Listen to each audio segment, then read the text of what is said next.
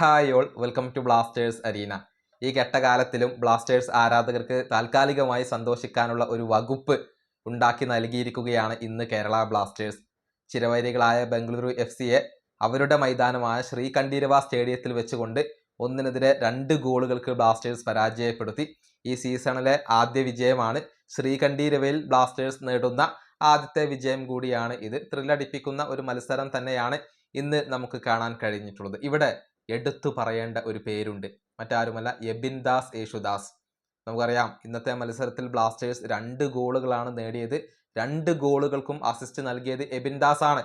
മാത്രമല്ല, ഇതിനു മുൻപ് കേരള ബ്ലാസ്റ്റേഴ്സ് നേടിയ 2 ഗോളുകളുടെ പിറകിലും എബിൻ ദാസ് ഉണ്ടായിരുന്നു. അങ്ങനെ ഈ സീസണിൽ 4 അസിസ്റ്റുകൾ എബിൻ ദാസ് സ്വന്തമാക്കി കഴിഞ്ഞു എന്ന് പറയുമ്പോൾ ഒരു അക്ഷരാർത്ഥത്തിൽ അസിസ്റ്റ് കിങ് ആയിക്കൊണ്ട് മാറിയിരിക്കുകയാണ് എബിൻ ദാസ്. കേരള ബ്ലാസ്റ്റേഴ്സിന്റെ സീനിയർ ടീമിന് വേണ്ടി ഇത്തവണയാണ് അദ്ദേഹം കളിച്ചു തുടങ്ങിയത്. ഇപ്പോൾ തന്നെ ബ്ലാസ്റ്റേഴ്സിന്റെ അവിഭാജ്യ ഘടകമായിക്കൊണ്ട് എബിൻ ദാസ് മാറിയിട്ടുണ്ട്. 4 അസിസ്റ്റുകൾ സ്വന്തമാക്കി അദ്ദേഹം തന്റെ കരുത്ത് ഇപ്പോൾ തെളിയിച്ചിരിക്കുകയാണ്. തീർച്ചയായും എബിൻ ദാസ് ഒരു കയ്യടി അർഹിക്കുന്നു. പ്രത്യേകിച്ച് വിക്ടർ ബെർത്തോമോ നേടിയ ഗോളിനൊക്കെ നൽകിയ അദ്ദേഹത്തിന്റെ ആ ഒരു അസിസ്റ്റ് അത് കിടിലനായിരുന്നു എന്നുള്ളത് പറയാതിരിക്കാനും വയ്യ. ഇനി പ്രതീക്ഷ നൽകുന്ന 2 താരങ്ങൾ കൂടിയുണ്ട്.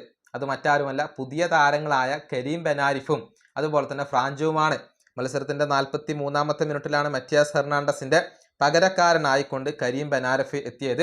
മികച്ച രൂപത്തിൽ അദ്ദേഹം കളിച്ചിട്ടുണ്ട്. നല്ല കൺട്രോളുള്ള ഒരു താരമാണ്. മാത്രമല്ല, പിന്നീട് സെറ്റ് പീസുകളൊക്കെ അദ്ദേഹം എടുക്കുകയും ചെയ്തു. അങ്ങനെ ആദ്യ മത്സരത്തിൽ നല്ല രൂപത്തിൽ കളിക്കാൻ കരീം ബെനാരിഫിന് കഴിഞ്ഞിട്ടുണ്ട്. ഒരല്പം പ്രതീക്ഷകളൊക്കെ അദ്ദേഹത്തിൽ വെച്ച് തുടങ്ങാം. അതുപോലെ തന്നെ ഫ്രാഞ്ചുവിലും നമുക്ക് ഒരല്പം പ്രതീക്ഷയുണ്ട്. നല്ല പ്രതിഭയുള്ള താരമാണ് ഫ്രാഞ്ചു. അതിന്റെ ഒരു ഉദാഹരണമാണ് ഇന്നത്തെ ഗോൾ. അതായത് ബംഗളൂരു ഡിഫൻഡറെ അദ്ദേഹം അനായാസം കബളിപ്പിക്കുന്നു.